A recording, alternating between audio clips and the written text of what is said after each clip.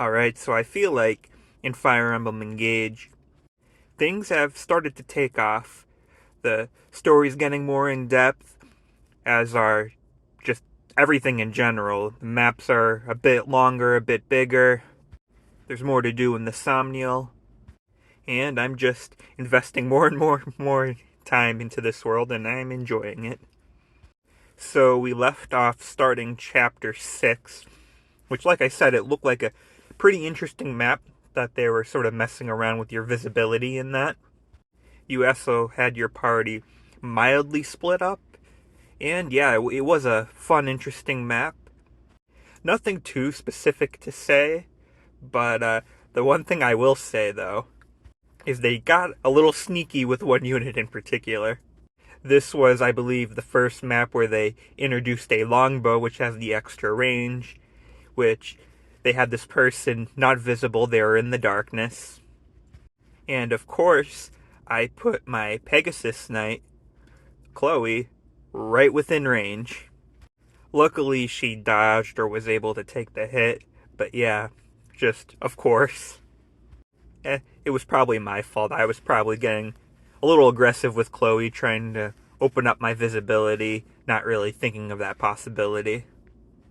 Another thing I find kind of funny is in the last part I was talking about how good Eddie was, and ironically enough, that was probably the last chapter I could have said that with. I wound up not using Eddie a lot in this chapter just because I think she was leveled up one or two levels above everyone else, so I wanted everyone else to play a little catch up. And then when I started to use her again the next chapter, she just, I don't know, wasn't as good as before. And then we were introduced to Alchrist in chapter 7, and I like his character a bit better, a bit more interesting. He hasn't stood out as much initially as Eddie did, but I don't know, hopefully as we build him up, he'll start to stand out in his own way. Speaking of which, one thing I've really enjoyed about the past couple chapters is that we've been introduced to a lot more of the characters in the game.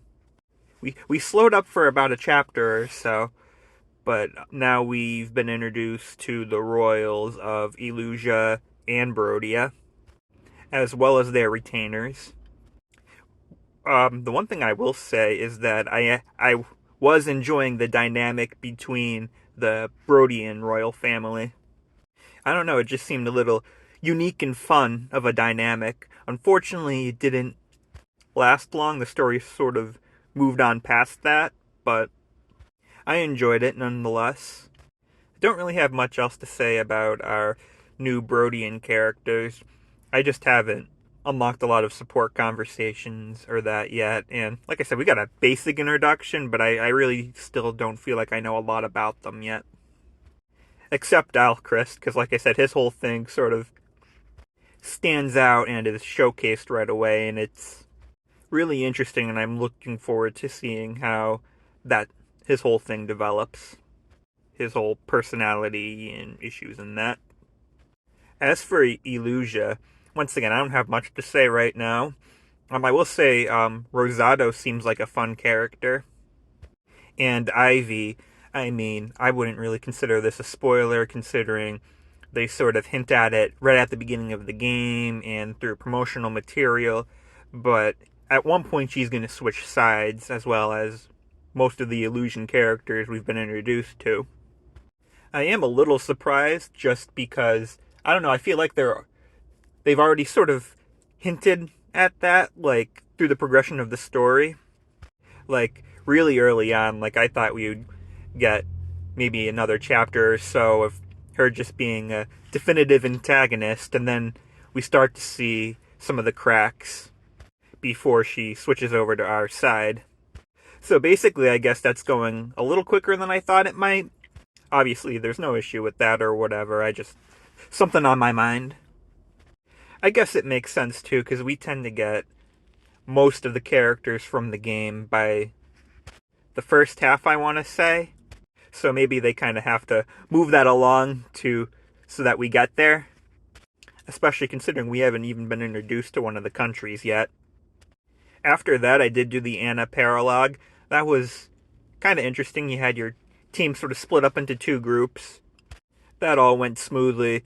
I would say I was surprised that they have Anna a bit younger than she normally is, especially too when I heard her speak, just because I'm just used to the typical Anna voice that, I've been hearing since Awakening.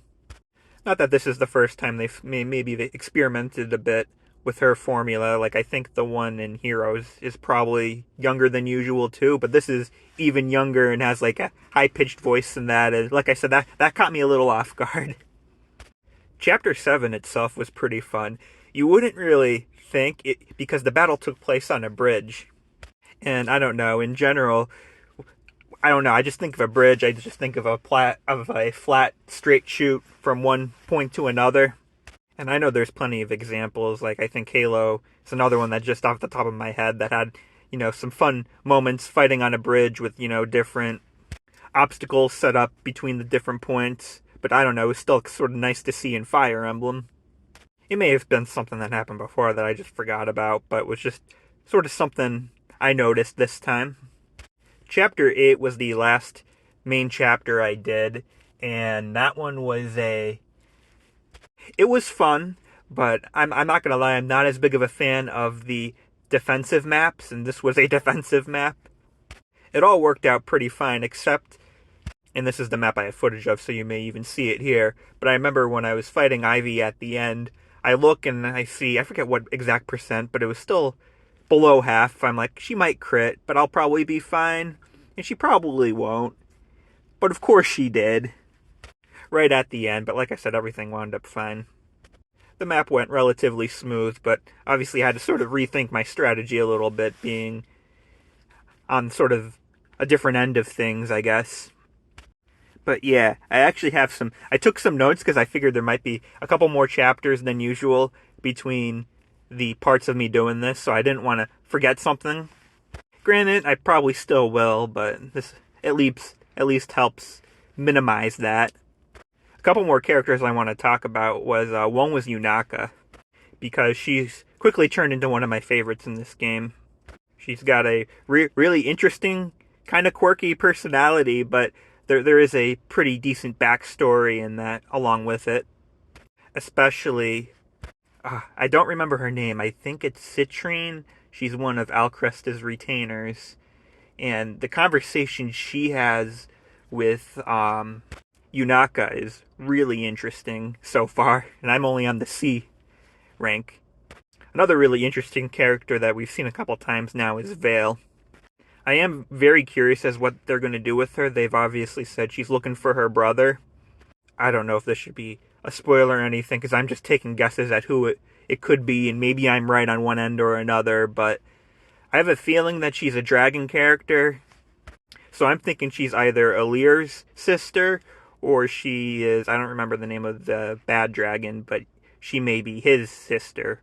Something I mildly thought of, I'm pretty sure they're not going this direction though, but I thought it would be cool for maybe a future game, is I kind of thought maybe they could do something like, maybe she's a reincarnation of Lumera, kind of like Azurta in Xenoblade 2, where, he was the big titan, and then he wound up returning to the front of the circle of life, I guess. I think that could be an interesting way to go with these types of characters. I did create a second save at the bridge chapter, I think it was 7, but if I was to replay and use different units, like I feel like that's the chapter where that you unlock a lot of, you're not waiting for any more of the DLC or bonus items to come up, and that's the point where you kind of start having to put units to the side if you've kept everyone alive. So that's probably a good starting point, I think.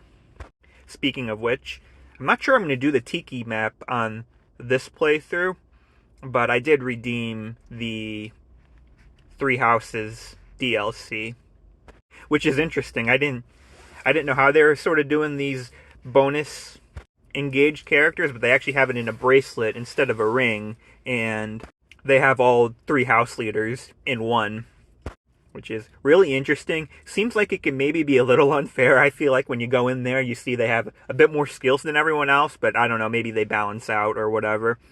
I think the rest of the DLC characters are all bracelets as well, And it looks like, because I just noticed this last time I played, looks like there's 7 spots for them. So we know 2, so it looks like we're getting 5 more based on how the ring chamber looks right now, but I guess they can always update that. But I think they have it planned out, at least for the first wave. If we get a second wave or whatever, which I don't expect, maybe they could change things up. But yeah, I think I'm going to call it here right now for this.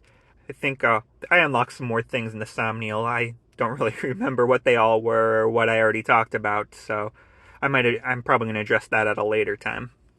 One other thing I wanted to note, though, is just how crazy this week's been with good releases, at least for stuff that appeals to me, I guess, because you had Fire Emblem Engage last Friday. Today, GoldenEye gets his first modern release in a while. First one based off the original N64 game. And I just saw this Hi-Fi Rush, I think is what it's called, game that looks really interesting. So yeah, I just thought that was kind of cool and crazy.